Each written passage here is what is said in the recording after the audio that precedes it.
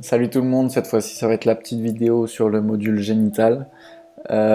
Pareil que toutes les autres vidéos, j'aborde que certains points en essayant d'avoir des trucs un peu généraux sur ces quelques points pour quand même voir la matière un petit peu, pas dans son ensemble parce que c'est impossible sur une vidéo aussi courte, mais la balayer un petit peu quoi. Donc on va commencer avec de la biophie masculine.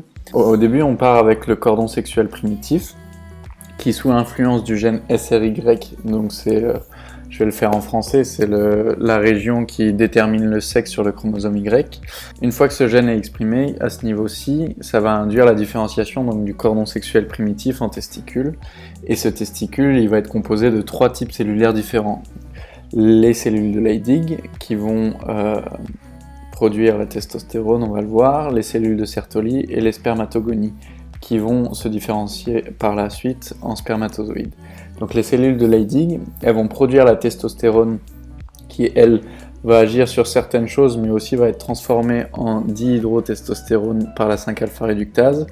Et ça va permettre le développement des organes génitaux externes, enfin la majorité des organes génitaux externes, tels que le pénis, le scrotum, la prostate et l'urètre. Donc je mets organes génitaux externes, même si l'urètre et la prostate par exemple c'est plutôt interne. Bref, la testostérone du coup comme je disais elle va avoir un effet sur la différenciation aussi des canaux de Wolff qui vont donner le canal déférent, enfin les canaux déférents, les épididymes et les vésicules séminales.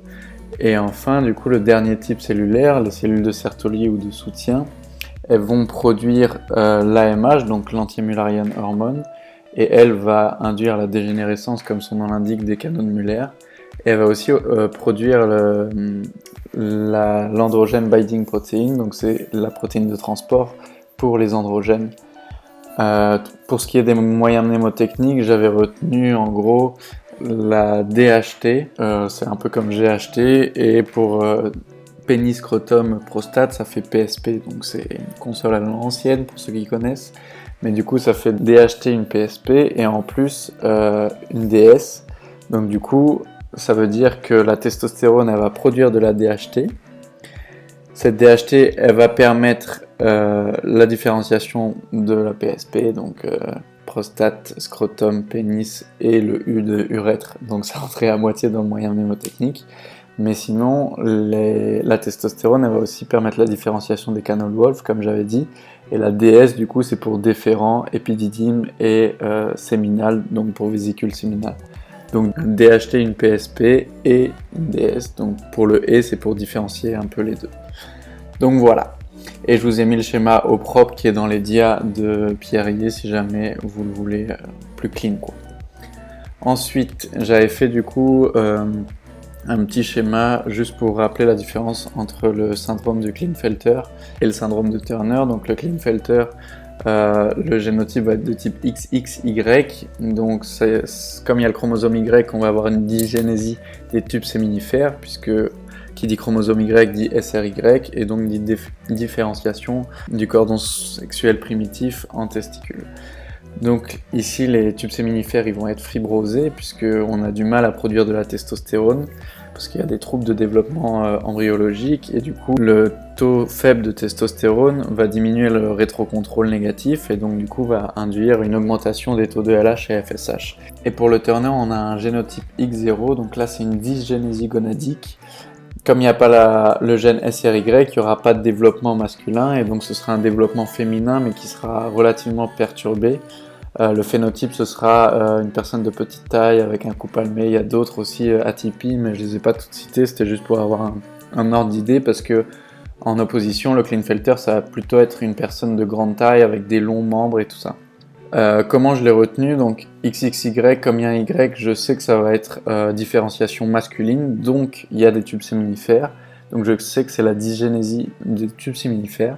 Et pour le Turner, comme c'est un X0, je sais que il n'y a pas de tubes séminifères, donc c'est la dysgénésie gonadique. C'est au cycle menstruel. Donc j'ai essayé de faire un truc récap qui est un peu déjà dans les dias, mais c'est juste pour remettre un petit peu tout au clair. Donc j'ai commencé par dessiner, donc comme chaque cycle commence par les menstruations. Ces menstruations, elles sont dues surtout à la diminution du taux de progestérone qui va diminuer le rétrocontrôle négatif sur la GnRH et l'axe hypothalamo-hypophysaire donc la GNRH va augmenter, et donc les taux de FSH et LH vont pouvoir réaugmenter. C'est surtout le taux de FSH qui va nous intéresser ici, puisque c'est l'hormone qui va stimuler les follicules. Donc ces follicules-là vont se développer et vont commencer à produire des œstrogènes. Ensuite, l'œstrogène va commencer à s'accumuler. Donc quand les taux d'œstrogène sont inférieurs à 250 picogrammes par millilitre, on va avoir toujours un rétrocontrôle négatif. Donc c'est en fait le taux d'œstrogène montant qui va faire descendre la courbe de la FSH.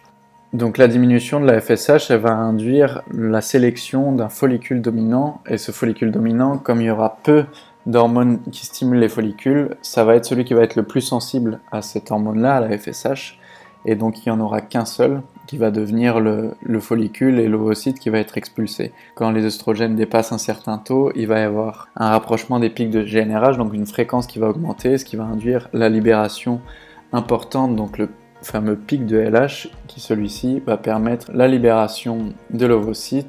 Donc cette ovulation, elle va se faire, l'ovocyte il va aller en direction des trompes, là où il y a une pression négative, donc le pavillon, on va dire, va absorber un petit peu l'ovocyte, ce qui n'est pas toujours le cas, des fois il se retrouve dans la cavité péritonéale. Pour ce qui est de l'apparence de la muqueuse, donc au début elle va être en phase proliférative, elle va être sous l'action des œstrogènes, elle va du coup proliférer, et elle va avoir des glandes plutôt droites, on va dire, puisque le stroma et les cellules épithéliales vont grandir de manière assez synchrone, donc le tissu se développe normalement. Ensuite, une fois qu'on passe dans la phase sécrétoire, ici le stroma il va arrêter de grandir et ça va être le développement des cellules épithéliales qui va permettre le passage de glandes plutôt droites et rectilignes à des glandes plutôt ondulantes, voire spiralées. Maintenant on revient, je sais que c'est un peu le bordel, mais il y a beaucoup de choses à expliquer et qui surviennent un peu en même temps. Une fois qu'on a libéré l'ovocyte, donc le follicule va devenir corps jaune. Ce corps jaune va être stimulé donc par le taux de LH restant, on va dire, après l'ovulation, puisque c'est l'hormone de la lutéinisation. La phase lutéale, c'est la phase du corps jaune, on va dire, on peut l'associer comme ça. Le corps jaune, il va servir surtout à produire de la progestérone pour le maintien de la muqueuse endométriale, et il va aussi produire un petit peu d'oestrogène, mais ça c'est un petit peu plus accessoire. Après, les jours passent, s'il n'y a pas eu d'implantation, le corps jaune va dégénérer progressivement jusqu'à, à terme, devenir un corps blanc et être remplacé par du tissu stromal ovarien. Et enfin, pour finir avec les hormones, donc on a le taux de progestérone qui va augmenter pendant la phase de sécrétion puisqu'il est produit par le corps jaune, et les taux d'oestrogène, comme je disais, qui sont aussi produits par le corps jaune mais qui sont un peu moins importants, on va dire, dans cette phase-là où c'est vraiment la progestérone qui prédomine. Donc ici on est face à un cycle où il n'y a pas eu de fécondation. Il faut bien se mettre en tête que s'il y a une fécondation, les cellules trophoblastiques elles vont sécréter de l'HCG, donc de l'hormone chorionique gonadotropique, et cette HCG elle va maintenir en fait le corps jaune. Donc s'il y a une fécondation, il ne va pas y avoir de dégénérescence du corps jaune, en tout cas pendant un certain temps, jusqu'à ce que le placenta se mette en place et puisse reprendre le relais, je crois, au bout de 3 mois pour sécréter les hormones qui sont indispensables au développement du fœtus. Pour finir, je voulais juste faire un rappel aussi avec les deux formes d'hypogonadisme. Donc il y a l'hypogonadisme hypogonadotrope. Ça, c'est une forme qui va être due à un problème central au niveau de l'axe hypothalamo-hypophysaire, par exemple un adénome. Et il faut dissocier du coup d'un hypogonadisme hypergonadotrope où en fait il faut déchiffrer les mots. Ça veut dire qu'il y a beaucoup d'hormones gonadotropes qui vont être trouvées dans le sang, donc la LH et la FSH, qui seront évidemment stimulées par la GNRH, qui vont être très élevées. Et ça, c'est dû à un problème périphérique au niveau de l'ovaire, par exemple, dû à un trouble au niveau des récepteurs ou de la production d'hormones, qui ne va pas avoir d'effet de rétrocontrôle négatif, et du coup, il y aura un relargage très important d'hormones gonadotropes. Voilà l'équipe, j'espère que comme d'hab ça vous a aidé, tout ça. Donc comme je disais au début, il n'y a que certains sujets qui ont été pris en compte ici. Comme je dis à chaque fois, n'hésitez pas si vous voulez qu'on discute d'une partie du cours que vous n'avez pas compris ou quoi.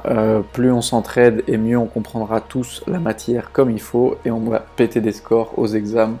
Force à vous et à très vite. Ciao!